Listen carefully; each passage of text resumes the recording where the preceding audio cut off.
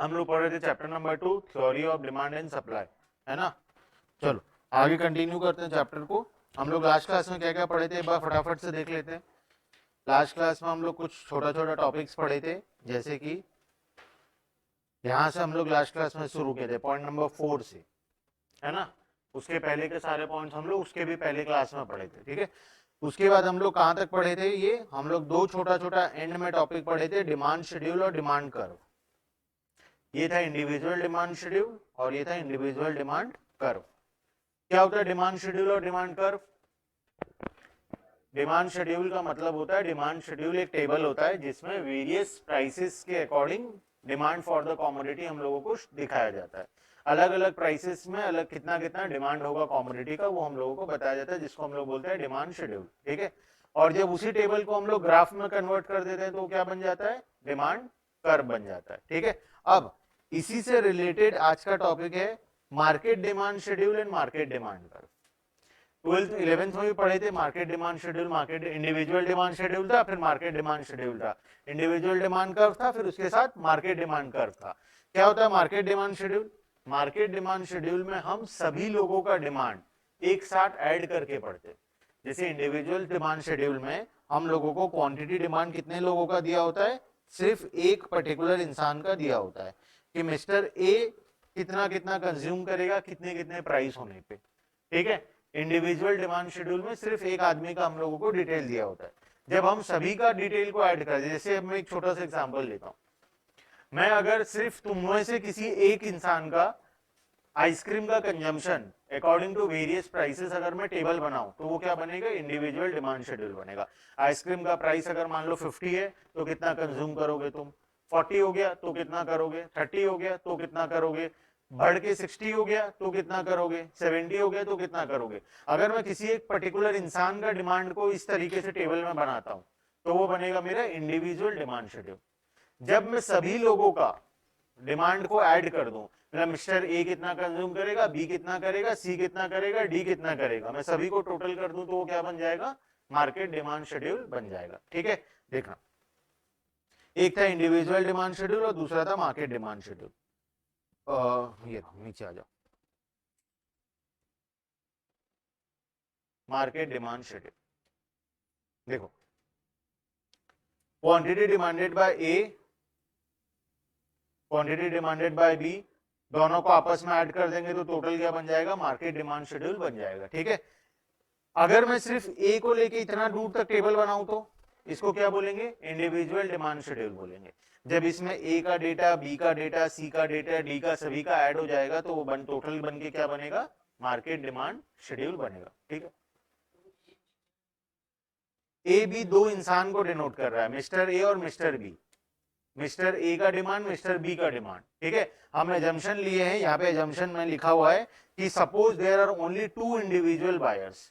हम लोग मान के चलें कि टोटल कितने लोग हैं, 2 ही लोग हैं, ठीक है। अगर 2 लोग टोटल हैं तो दोनों का डिमांड को जब हम लोग टोटल कर लेंगे तो क्या बन जाएगा, वो मार्केट डिमांड शेड्यूल बन जाएगा। जैसे मार्केट में मान लो 100 लोग हैं तो 100 लोगों में सभी लोगों का डिमांड को अगर हम लोग टोटल कर लेंगे तो वो क्या बन जाएगा, मार्केट डिमांड शेड्यूल बन जाएगा। अगर मार्केट में 1000 लोग हैं तो 1000 लोगों का डिमांड को अगर हम ऐड कर लेंगे तो वो क्या बन जाएगा, मार्केट डिमांड शेड्यूल बन जाएगा। इस एग्जांपल में हम लोग एजम्पशन लिए कि मार्केट में कितने लोग हैं, सिर्फ 2 ही लोग हैं, ठीक है।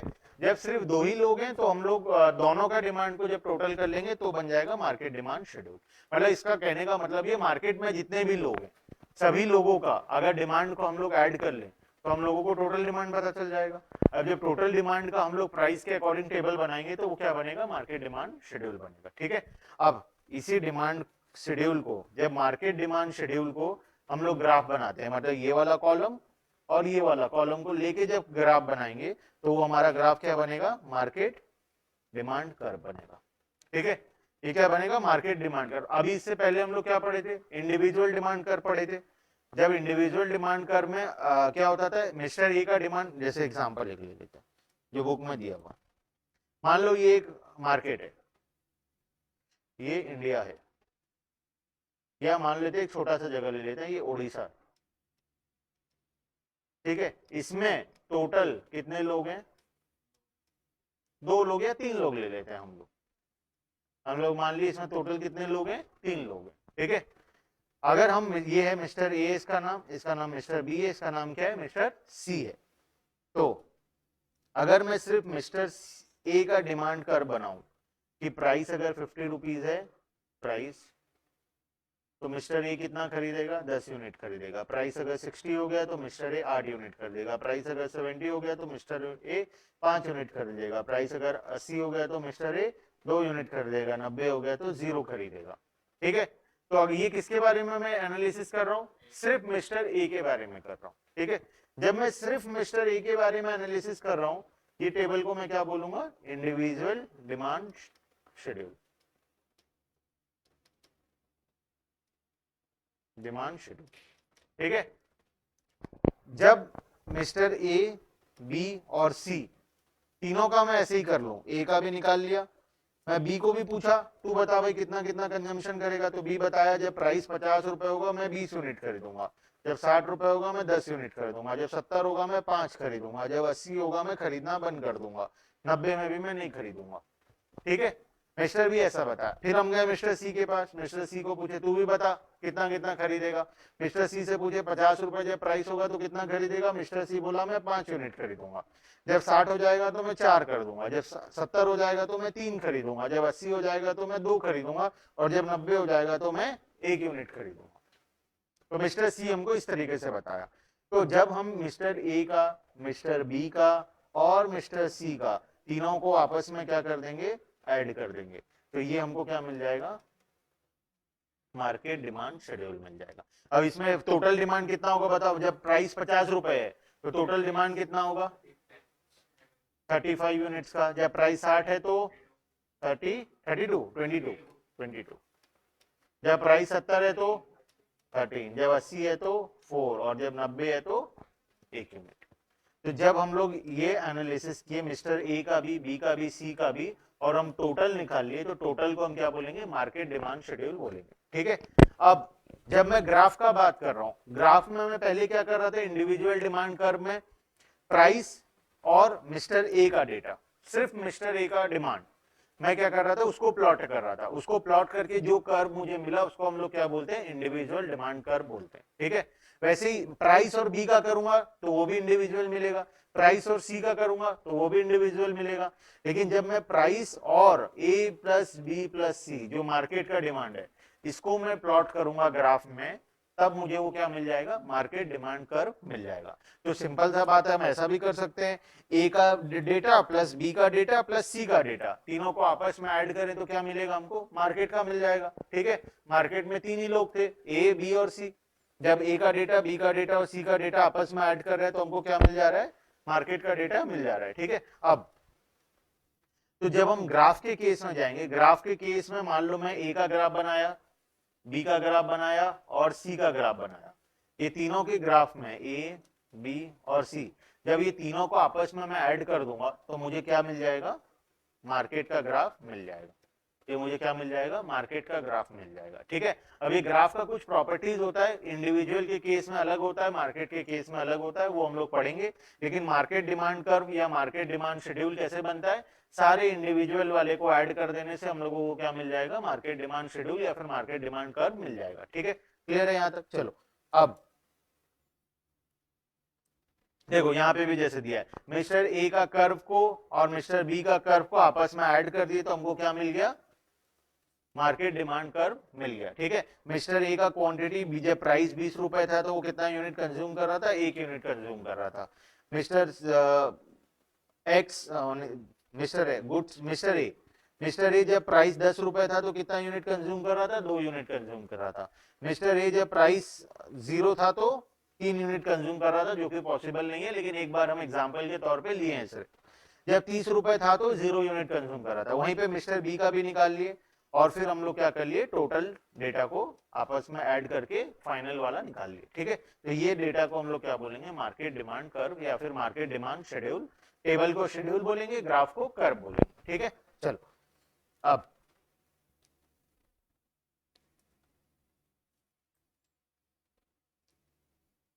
यहाँ पे पढ़ते हैं मार्केट डिमांड कर्व को। यहाँ तक तो समझ में आ गया, इसमें तो कोई दिक्कत वाला बात नहीं है मार्केट डिमांड शेड्यूल में। लेकिन मार्केट डिमांड कर्व में एक दो छोटा छोटा प्रॉपर्टीज है कर्व का, वो हम लोगों को पढ़ना जरूरी है, तो इसके लिए हमको ये पार्ट को रीड करना पड़ेगा। तो फटाफट से करते हैं। सबसे पहले the market demand curve for goods x represent the quantity of goods x demanded by all buyers in the market for goods. The market demand curve is obtained by horizontal summation of all individual demand curves. सारे individual demand curve को आपस में add करके हमको क्या मिल जाएगा, market demand curve मिल जाएगा। ठीक है, if we plot the market demand schedule on graph we get the market demand curve. Demand schedule, market demand schedule को अगर ग्राफ में प्लॉट करेंगे तो हमको क्या मिलेगा, मार्केट डिमांड कर्व मिलेगा। Figure 2 shows the market demand curve of commodity X. The two consumer A and B have different individual demand curve corresponding to their different preference of goods X. तो वही बता रहा है mister A का demand curve अलग था, B का अलग था, फिर दोनों को आपस में ऐड कर दिए तो हम लोगों को क्या मिल गया, demand curve goods X, market demand curve मिल गया गुड्स X का। यहाँ तक ठीक है। अब देखना, when there are more than two consumer in the market for some goods, the same principle continues to apply and the market demand curve would be a horizontal summation of all the market applicants। जो हम example लिए थे, अगर दो से ज्यादा लोग हैं मार्केट में तो जितने भी लोग हैं सभी का हम क्या कर देंगे, आपस में सिंपली ऐड कर देंगे डिमांड को और टोटल हम लोगों को मिल जाएगा। The market demand curve like individual demand curve slopes downward to the right because it is nothing but a lateral summation of individual demand curve. In addition to the demand schedule and demand curve, the buyer demand for goods can also be expressed algebraically using a demand equation. हम formula से भी इसको हम लोग कर सकते हैं, demand का इक्वेशन बना के फॉर्मूला से भी हम सेम चीज फाइंड आउट कर सकते हैं। The demand equation relates to the price of the goods denoted by P to the quantity of the goods demanded denoted by Q। Price को P लेंगे, हमेशा लेते हैं, प्राइस इक्वल्स टू P और quantity equals to Q। अब देखना यहां से फॉर्मूला दिया हुआ है, the straight line demand curve where we hold everything else constant. Everything else constant का मतलब किसके बारे में बात कर रहा है, इतना तो फैक्टर्स पढ़े थे हम लोग, याद करो। पहला फैक्टर था प्राइस ऑफ द कॉमोडिटी, दूसरा फैक्टर था क्या था, दूसरा फैक्टर जो रिलेटेड कॉमोडिटी का प्राइस था, price of the related commodity, complementary और सब्स्टिट्यूट। थर्ड पॉइंट है income of the consumer. Fourth point है टेस्ट एंड प्रेफरेंस। तो ऐसा बहुत सारा फैक्टर हम लोग पढ़े थे। तो other factors everything else constant का मतलब है प्राइस को छोड़ के बाकी सारा फैक्टर क्या रहेगा, कांस्टेंट रहेगा। ठीक है, मतलब सिर्फ क्या चेंज हो सकता है, प्राइस चेंज हो सकता है। Everything else constant is described bye a linear diagram and function। ये स्पेलिंग मिस्टेक है, स्पेलिंग मिस्टेक है। a linear addition है, उसको फंक्शन से हम लोग कर सकते हैं describe. we can write the demand function as follow, quantity equals to a minus b into p। अभी a minus b क्या है, where a is the vertical intercept and b is the slope। slope और vertical intercept क्या होता है, slope and vertical intercept, जैसे एक equation देता हूं y equals to 2x plus 3, इसमें स्लोप क्या है और वर्टिकल इंटरसेप्ट क्या है। इक्वेशन में होता है ना एक कांस्टेंट और एक स्लोप, इसमें वर्टिकल इंटरसेप्ट क्या है और स्लोप क्या है। देखो कभी भी इक्वेशन का दो पार्ट होता है, कोई भी इक्वेशन हो, इक्वेशन में दो चीज होता है, एक होता है कांस्टेंट टर्म और दूसरा होता है स्लोप। ठीक है, अब कांस्टेंट टर्म क्या है, 3 इज द कांस्टेंट टर्म। ठीक है, 3 हमें बार बार चेंज नहीं होगा, जैसे जैसे x चेंज होगा 3 ही रहेगा, वो बार बार चेंज नहीं होगा। लेकिन स्लोप जो है ये 2, इसके वजह से कौन चेंज होगा, बार बार y चेंज होगा। जैसे एग्जांपल लेते हैं, मान लो x 0 है, x 0 है, y क्या होगा 3 होगा, x 1 होगा तो y 5, x 2 होगा तो y 3 होगा तो 9, 4 होगा तो 11। तो हर बार जब x 1 यूनिट से बढ़ रहा है, y कितने से बढ़ रहा है, 2 से बढ़ रहा है। ये 2 कहां से, ये 1 से जब इंक्रीज हो रहा है, ये कितना से इंक्रीज हो रहा है, 2 से इंक्रीज हो रहा है। ठीक है, तो ये 2 कहां से आया, ये 2 का मतलब है ये स्लोप से आया। जो भी स्लोप है उससे क्या होगा, इक्वेशन हर बार चेंज होगा। जैसे जैसे x बढ़ते जाएगा y का वैल्यू स्लोप वाले वैल्यू के साथ मल्टीप्लाई होके बढ़ता जाएगा। लेकिन ये जो 3 है ये हमेशा क्या रहेगा, कांस्टेंट रहेगा, मतलब x का वैल्यू 0 होगा तो y का वैल्यू क्या होगा 3 होगा। तो ये 3 को बोलते हैं वर्टिकल इंटरसेप्ट और 2 को बोलते हैं स्लोप। ठीक है, तो इस एग्जांपल में, इस इक्वेशन में हम लोग क्या निकाल रहे हैं, q equals to a minus b into p. अब a क्या है, a equals to vertical intercept मतलब इस इक्वेशन में 3 और b इज द स्लोप मतलब इस इक्वेशन में b क्या है 2 हमारे वाले इक्वेशन में। ठीक है, अब बुक में एक एग्जांपल दिया है, बुक के एग्जांपल का इक्वेशन देखो, बुक में क्या दिया हुआ example, q equals to 100 minus 2p। तो इसमें स्लोप क्या होगा और वो क्या होगा, वर्टिकल इंटरसेप्ट 100 क्या होगा वर्टिकल इंटरसेप्ट। ठीक है, 2 क्या होगा स्लोप होगा। ठीक है, तो हम इसको कैसे सॉल्व करेंगे, इक्वेशन किस फॉर्मेट में, q equals to a minus b into p. क्या a minus b into p के फॉर्मेट में दिया हुआ है, वो दिया हुआ है, हमको वैल्यू निकालना है p का और q का। तो हम लोग सिंपली क्या कर रहे हैं इसमें, देखो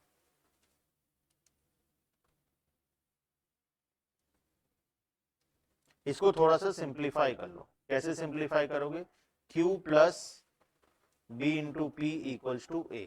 b और p को किधर ले आया मैं, इधर ले आया। ठीक है, अब b into p equals to a minus q. ठीक है, q को कहां ले गया, ऑपोजिट साइड ले गया। प्राइस इक्वल्स टू क्या हो जाएगा, a minus q whole divided by b, जिसको मैं क्या लिख सकता हूं, a by b minus q by b लिख सकता हूं। ठीक है, वही चीज यहां पे लिखा हुआ है, p equals to a by b minus q by p। तो अब देखो a बाय b का वैल्यू डाल दो, a क्या होगा b क्या होगा और q क्या होगा, उसको वैल्यू को पुट कर दो, हमारा आंसर आ जाएगा। इस इक्वेशन में a कितना है 100 है, वर्टिकल इंटरसेप्ट 100 है, और b कितना है 2। ठीक है, पुट कर दो, कितना आ जाएगा 100 divided by 2 minus quantity divided by 2, price equals to, ठीक है, price equals to 100 divided by q minus quantity divided by 2। Answer क्या आ गया, price equals to 50 minus q by 2। ठीक है, हम इस तरीके से कर सकते हैं। ये हम किसके टर्म में निकाले, प्राइस के टर्म में निकाले। अगर हमको क्वांटिटी के टर्म पे निकालना है तो हमको कुछ करना नहीं पड़ेगा, डायरेक्टली हम लोग इस इक्वेशन में पुट कर देंगे वैल्यू। इसमें क्या आ जाएगा, quantity equals to 100 minus 2 into p. ठीक है, 100 माइनस 2 इंटू पी, डायरेक्टली हम लोग क्या कर देंगे, पुट कर देंगे। इसमें देखो डिफरेंस क्या है दोनों के बीच में, इसमें एलएचएस में क्वांटिटी है और इसमें एलएचएस में क्या है, प्राइस है। सिर्फ इक्वेशन को इन्वर्ट कर दिया, इधर से उधर ले गया और कुछ भी नहीं किया हुआ है। ठीक है, चलो ये तो हमारा काम हो गया इसका। अब reasons for law of demand. अब लॉ ऑफ डिमांड क्यों होल्ड करता है, उसके पीछे क्या रीजंस है और कुछ एक्सेप्शंस हम लोग पढ़ेंगे। रीजन, सबसे पहला रीजन, लॉ ऑफ डिमांड क्यों होल्ड करता है। Rational of the law of demand का मतलब है reasons for law of demand.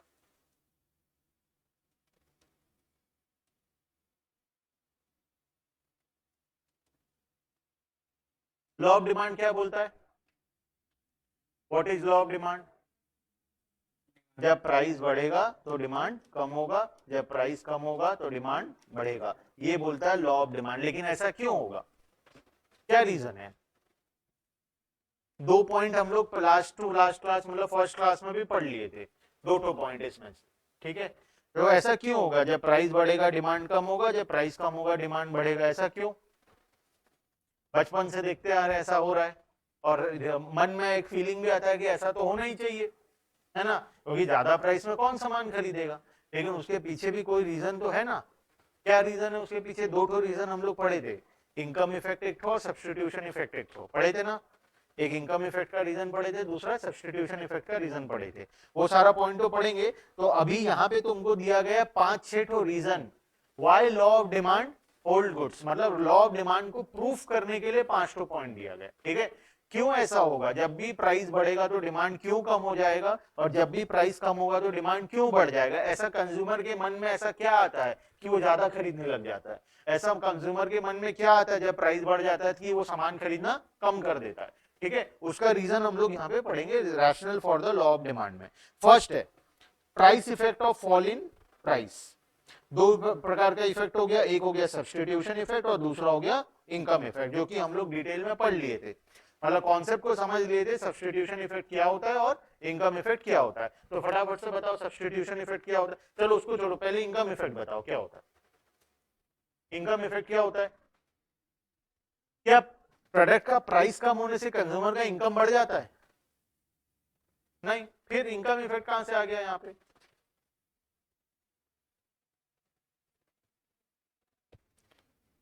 चलो, what is the difference between income and real income? Income और रियल इनकम के बीच में क्या डिफरेंस है? रियल इनकम में असली पैसा मिलता है और इनकम में नकली पैसा मिलता है, ऐसा तो होगा नहीं। तो इनकम और रियल इनकम के बीच में क्या डिफरेंस है? इनकम और रियल इनकम के बीच में मेनली जो डिफरेंस है वो क्या है, देखो।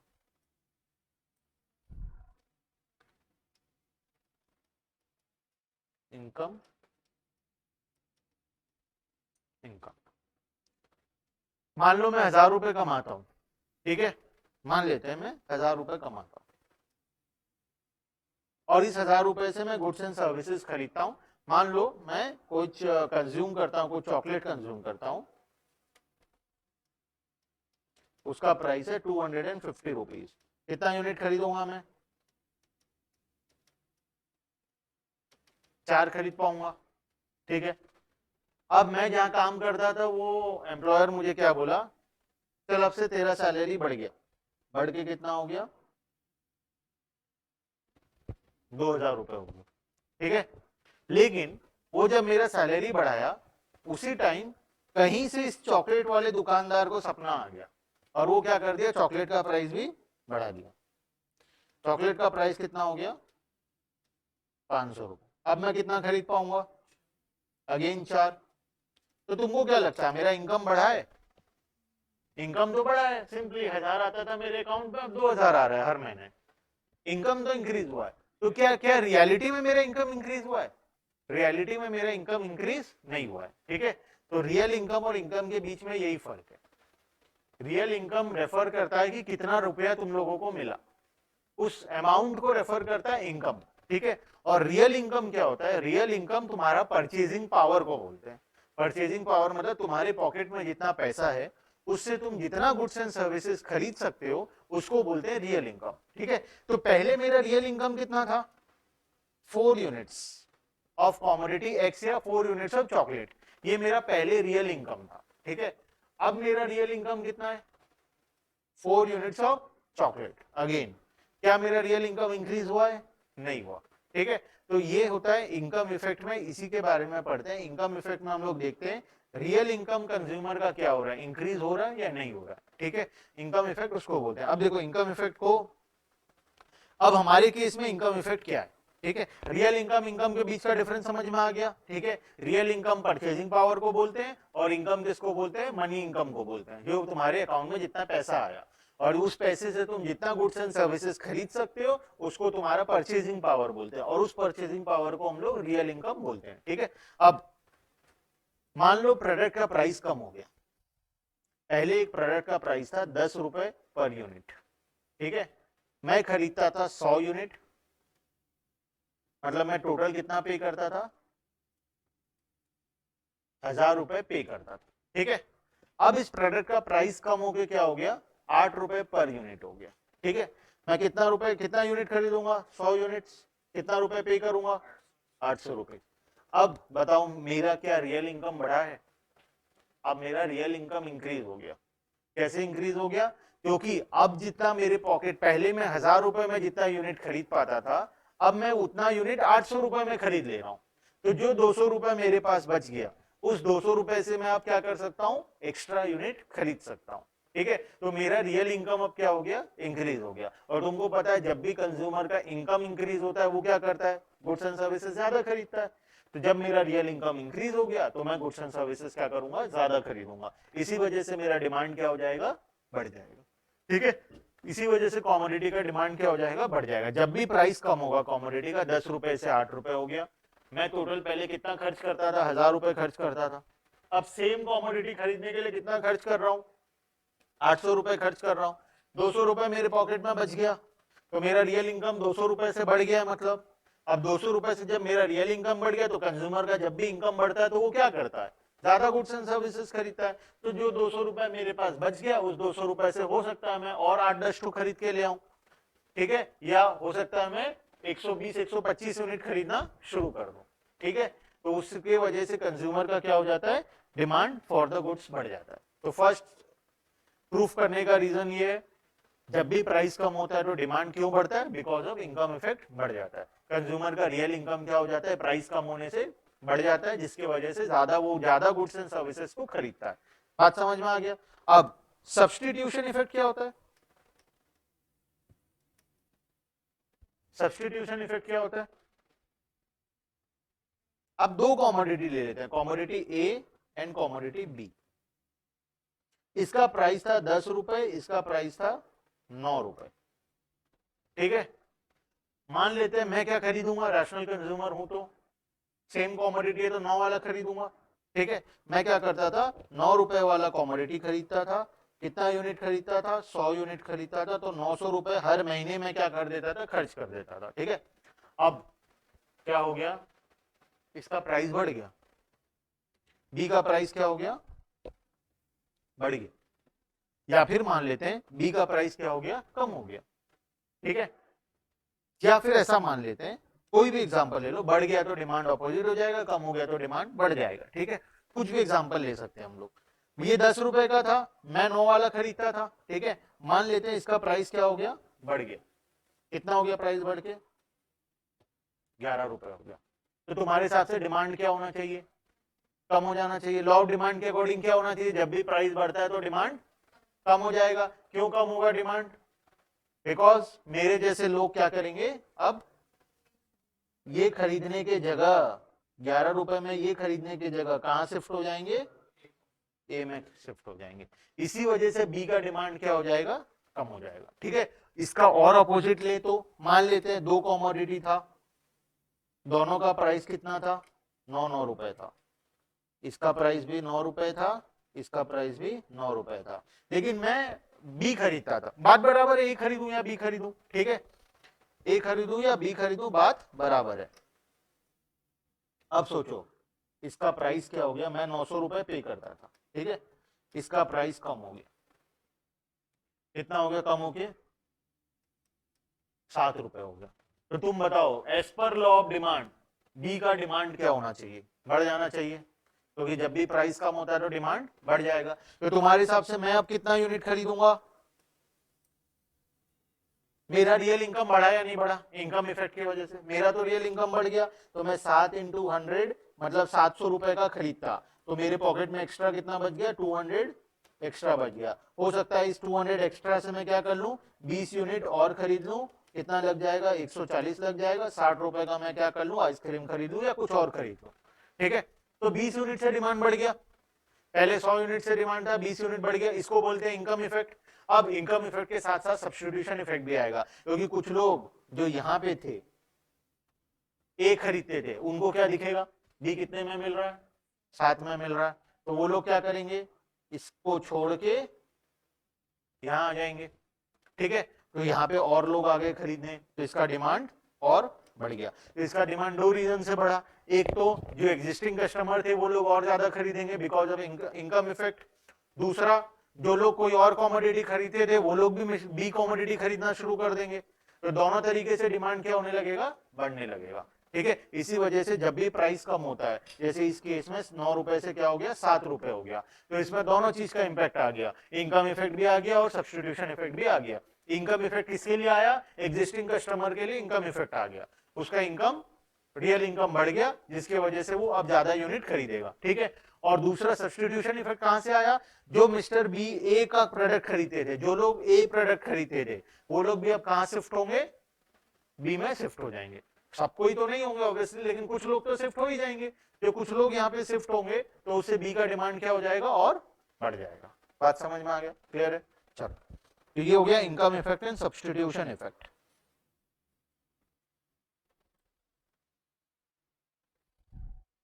तो ये आज जाकर क्या करना है, पढ़ना है इन सब्स्टिट्यूशन इफेक्ट को, और इनकम इफेक्ट को भी आज जाके पढ़ना है, ठीक है। कॉन्सेप्ट समझ में आ गया पूरा, ठीक है। उसके बाद utility maximising behaviour of consumer, अब जाएंगे क्लास 11 का पहला चैप्टर में। ये है क्लास 11 का बुक, और इसमें हम लोग पढ़ेंगे, कहाँ पे जाएंगे, प्रोडक्शन पॉसिबिलिटी नहीं, पीपीसी नहीं, consumer behaviour chapter number 2। Consumer क्या करता है, इक्विलिब्रियम कब आता है कंज्यूमर का, कंज्यूमर इक्विलिब्रियम कब अचीव होता है, जब कंज्यूमर इक्विलिब्रियम का क्या मतलब होता है, याद आ रहा है 11th का चैप्टर नंबर 2 कंज्यूमर इक्विलिब्रियम, ये रहा, देखो कुछ देख के याद आ रहा होगा, ग्राफ बना रहे थे कंज्यूमर इक्विलिब्रियम का, ये था, अपॉर्चुनिटी कॉस्ट भी पढ़े थे, आ गया सैल्मन वही सब पढ़े थे ना, ये सब अपॉर्चुनिटी कॉस्ट का कॉन्सेप्ट भी पढ़े थे, ठीक है, याद आ रहा है कुछ, है ना, हाँ।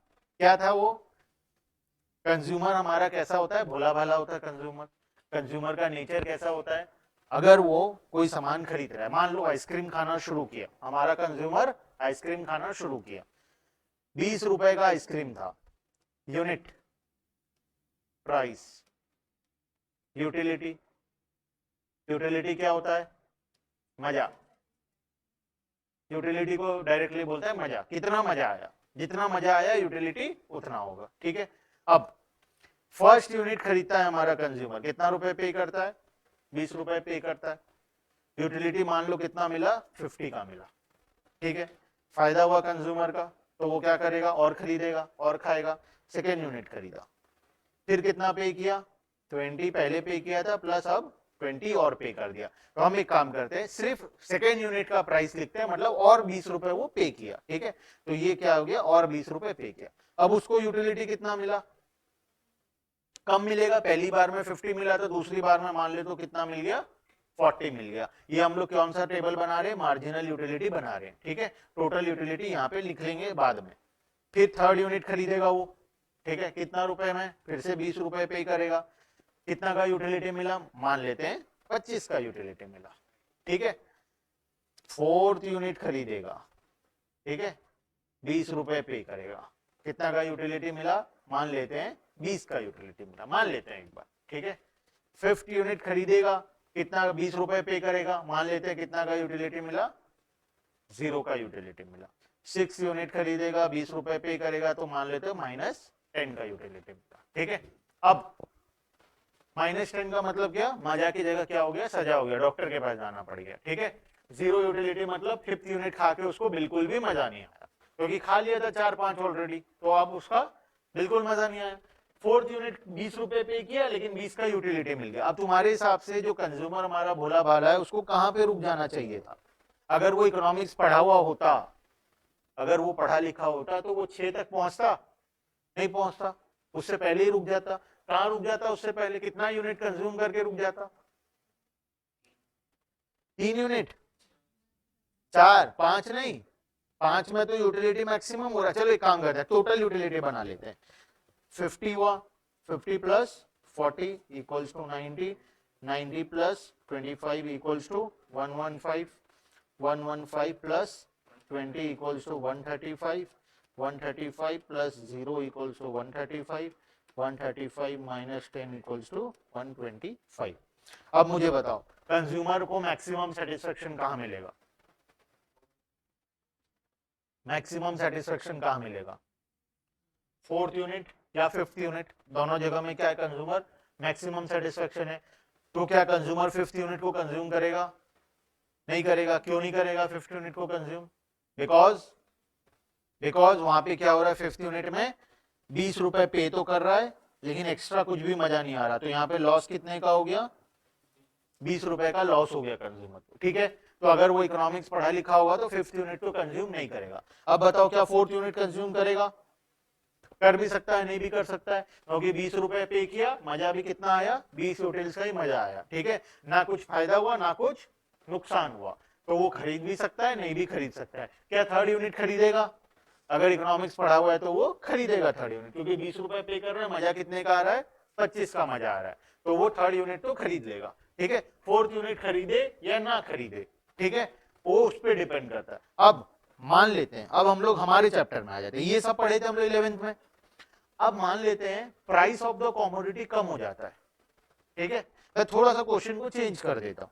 मान लो फिफ्थ यूनिट में कितने का मजा आ रहा है, 10 का मजा आ रहा है, ये कितना हो गया 145। सिक्स्थ यूनिट में कितने का मजा आया, 0 का मजा आया, ये कितना हो गया 135 हो, ये 35 नहीं 145, 145 प्लस 0 इक्वल्स टू 145।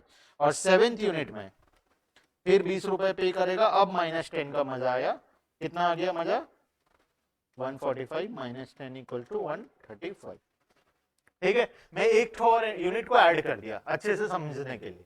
अब हमारे हिसाब से कंज्यूमर कहां पे जाएगा, फोर्थ में, ठीक है। अगर रैशनल कंज्यूमर है तो वो कहां स्टॉप करेगा, फोर्थ यूनिट में स्टॉप करेगा। हो सकता है वो फोर्थ यूनिट खरीद ले, खरीदे तो भी कोई दिक्कत नहीं है, ना खरीदे तो भी कोई दिक्कत नहीं है, बिकॉज फोर्थ यूनिट पे क्या हो रहा है, price is equal to marginal utility हो गया, कंज्यूमर अपने इक्विलिब्रियम वाले पॉइंट पे पहुंच जाएगा, ठीक है। हाँ, वो मैक्सिमम सेटिस्फेक्शन भी मिलेगा, फोर्थ अगर कंज्यूम करेगा तो उसको क्या मिलेगा, मैक्सिमम सेटिस्फेक्शन मिलेगा, लेकिन फिफ्थ और उसके आगे में उसको नुकसान हो जाएगा, ठीक है। अब मान लेते हैं प्राइस ऑफ द कॉमोडिटी कम हो जाता है, ठीक है। अब ये आइसक्रीम का प्राइस 20 रुपए से कम हो गया, कितना हो जाएगा 10 हो गया, ठीक है। तो एक काम करते हैं, इसको पूरा को 10 कर देते हैं। प्राइस क्या हो गया, 20 से कम होके 10 हो गया, तो 10 10 10 10 10 10 10। अब बताओ कंज्यूमर कहां स्टॉप करेगा, अब फिफ्थ में स्टॉप करेगा। पहले कहां स्टॉप कर रहा था, फोर्थ में कर रहा था, अब कहां करेगा, फिफ्थ में। तो एक एक्स्ट्रा यूनिट खरीदा या नहीं खरीदा कंज्यूमर, एक एक्स्ट्रा यूनिट खरीद लिया कंज्यूमर, तो डिमांड बढ़ गया या नहीं बढ़ गया, डिमांड बढ़ गया। प्राइस कम हो गया तो डिमांड बढ़ गया, ठीक है। रीजन क्या था उसके पीछे का, कंज्यूमर का इक्विलिब्रियम पॉइंट जो है वो क्या हो जाता है, और नीचे आ जाता है, जिसके वजह से वो और एक्स्ट्रा कंजम्पशन करना शुरू कर देता है। हम लोग भी रियलिटी में क्या होता है, अब अगर हम इस सिचुएशन में, तो हम क्या करेंगे, हमारे पास मान लो हम फोर्थ यूनिट खरीदते थे पहले जब प्राइस 20 रुपए था, अब देखिए प्राइस 10 रुपए हो गया, तो हम क्या बोलेंगे, सस्ता हो गया है, खरीद लेते हैं और एक खरीद के खा लेंगे, ठीक है। तो कंज्यूमर जनरली ऐसा करता है, अगर प्राइस कम हो गया तो वो फोर्थ यूनिट की जगह क्या खरीदेगा, फिफ्थ यूनिट भी खरीद लेगा, ठीक है। पहले फोर्थ यूनिट में डाउट था खरीदेगा या नहीं खरीदेगा, अब फोर्थ यूनिट तो खरीदेगा ही खरीदेगा, वो फाइनल है। फिफ्थ यूनिट में डाउट है वो खरीदेगा या नहीं खरीदेगा, ठीक है। तो एक यूनिट एक्स्ट्रा कंज्यूमर कंज्यूम करना शुरू कर दिया, तो प्राइस जैसे ही कम हुआ डिमांड एक यूनिट से बढ़ गया। बिकॉज रीजन क्या था, बिकॉज कंज्यूमर का जो इक्विलिब्रियम पॉइंट है वो कहां आ गया, फोर्थ यूनिट से शिफ्ट होके फिफ्थ में चला गया। इसी का एग्जांपल लेते हैं, मान लो प्राइस बढ़ जाता है, मान लो प्राइस बढ़ जाता है, कितना रुपए हो जाता है, 20 की जगह अब प्राइस हो जाएगा 40, 20 रुपए के जगह अब प्राइस बढ़ के कितना हो जाएगा, और 20, मतलब टोटल प्राइस कितना हो गया 40 हो गया। तो लिखते हैं 40 40 40। अब बताओ कहां रुकेगा कंज्यूमर, सेकंड में रुक जाएगा, ठीक है। अब अगर रैशनल कंज्यूमर है तो कहां रुक जाएगा, सेकंड में रुक जाएगा। तो डिमांड 2 यूनिट से कम हो गया या नहीं हुआ, तो जैसे ही प्राइस बढ़ा डिमांड क्या हो गया, कम हो गया। रीजन क्या था, कंज्यूमर का इक्विलिब्रियम पॉइंट फोर्थ यूनिट से शिफ्ट होकर कहां आ गया है, सेकंड यूनिट में आ गया है। इसके वजह से कंज्यूमर क्या करेगा, फोर्थ की जगह अब सेकंड में ही रुक जाएगा। जब सेकंड में ही रुक जाएगा तो डिमांड क्या हो जाएगा, कम हो जाएगा। बात समझ में आ गया। ये है हमारा पॉइंट नंबर 2 जो हम लोग यहाँ पे पढ़े, utility maximising behaviour of consumer. Exactly यही चीज समझाया हुआ है, आज जाके क्या करना है, घर में पढ़ना है, ठीक है। उसके बाद अराइवल ऑफ न्यू कंज्यूमर्स, जब कमोडिटी का प्राइस फॉल होता है तो नए नए कस्टमर उसके साथ जुड़ना शुरू हो जाते हैं। जैसे पहले क्या होता था, कंज्यूमर का जब प्रोडक्ट का प्राइस बहुत ज्यादा होता है तो बहुत सारे कंज्यूमर उस प्रोडक्ट को खरीदते ही नहीं है, बिकॉज वो उनके रेंज के बाहर होता है, ठीक है। लेकिन जब उसका प्राइस कम हो जाता है तो वो प्रोडक्ट बहुत सारे लोगों के रेंज में आना शुरू हो जाता है।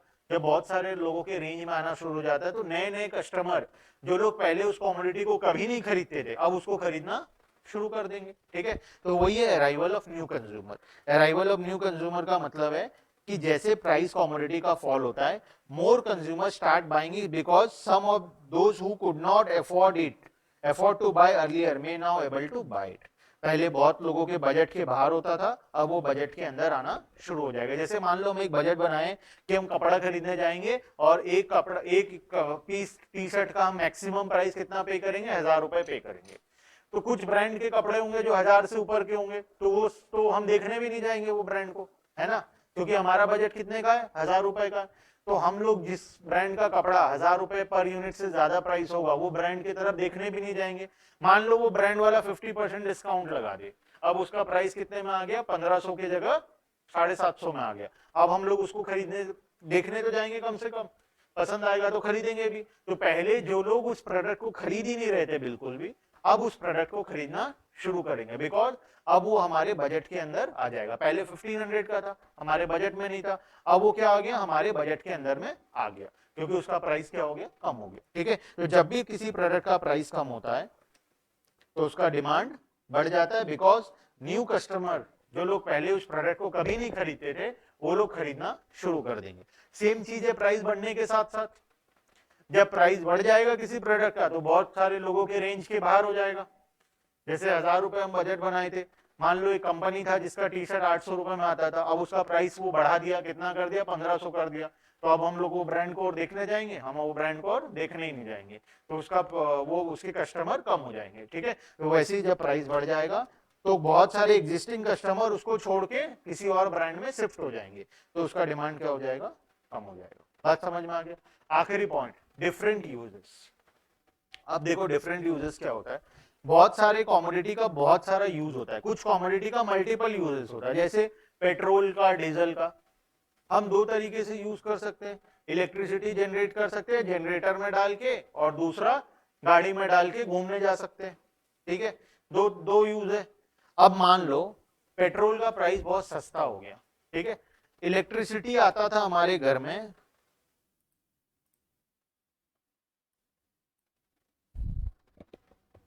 बेस्ट एग्जांपल है एलपीजी सिलेंडर। एलपीजी सिलेंडर के केस में तो होता है ऐसा, ठीक है, रियलिटी में ऐसा होता है। ये वाला तो पेट्रोल वाला तो एग्जांपल में अपने मन से बनाया था, लेकिन एलपीजी सिलेंडर के केस में ऐसा ही होता है। एलपीजी सिलेंडर का प्राइस अभी कितना है, मान लो 800 रुपए है, ठीक है, पेट्रोल का प्राइस 110 रुपए है। ठीक है, तो लोग क्या करते हैं, जब एलपीजी सिलेंडर सस्ता हो जाता है, अभी महंगा है, तो लोग क्या करेंगे, सिर्फ घर में कुकिंग के लिए यूज करेंगे।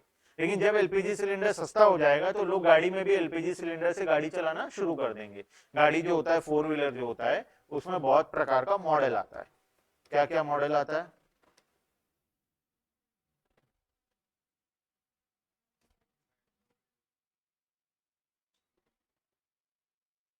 ये गाड़ी, ठीक है, टेस्ला है ये हमारा। तो इसमें क्या आता है, बहुत प्रकार का इंजन आता है। एक एलपीजी से चलता है, एलपीजी प्लस पेट्रोल आता है। ठीक है, या तो तुम पेट्रोल से चला लो या तो एलपीजी से चला लो। ठीक है, ऐसा बहुत सारा गाड़ी आता है। तो लोग क्या करते हैं, जब एलपीजी सिलेंडर सस्ता होता है तब क्या करते हैं, गाड़ी भी एलपीजी से चलाना शुरू कर देते हैं। ठीक है, जिससे क्या होगा, तो कोई भी चीज का जब मल्टीपल यूज है, बहुत सारा यूज है, तो अगर वो कॉमोडिटी सस्ता हो गया तो लोग क्या करेंगे, उसको मल्टीपल जगह में यूज करना शुरू कर देंगे, जिससे उसका डिमांड क्या हो जाएगा, बढ़ जाएगा।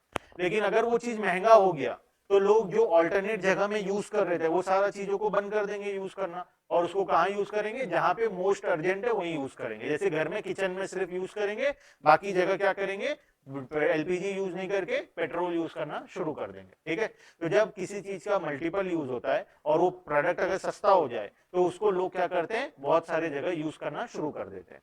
लेकिन अगर प्रोडक्ट महंगा हो जाए तो उसको क्या करेंगे, जो जगह में एक्स्ट्रा यूज कर रहे थे वो जगह में यूज करना बंद कर देंगे, और जहां पे सिर्फ मोस्ट अर्जेंट है सिर्फ वहीं पे यूज करेंगे। समझ में आ गया बात। ठीक है, तो ये है डिफरेंट यूजेस। अगर प्रोडक्ट का डिफरेंट यूजेस है तो प्रोडक्ट का डिमांड अकॉर्डिंगली चेंज होगा, अगर वो सस्ता हो गया और अगर वो महंगा हो गया तो। ठीक है, क्लियर है पॉइंट। चलो, तो ये पॉइंट भी आज घर में पढ़ना है। इसके बाद हम लोग पढ़ेंगे exceptions to law of demand. अब इतना बार हम लोग पढ़े कि प्राइस बढ़ने से डिमांड कम होगा, प्राइस कम होने से डिमांड बढ़ेगा, लेकिन कभी कभार ऐसा नहीं होता, कभी कभार ऐसा नहीं होता। कब कब ऐसा नहीं होता, ये सारे पॉइंट्स में हम लोग पढ़ेंगे कब कब ऐसा नहीं होता। फर्स्ट है कॉन्स्पिशियस कंजम्पशन, दूसरा है गिवन गुड्स, तीसरा है कॉन्स्पिशियस नेसेसिटी, फोर्थ है future expectation about prices, fifth है incomplete information and irrational behaviour.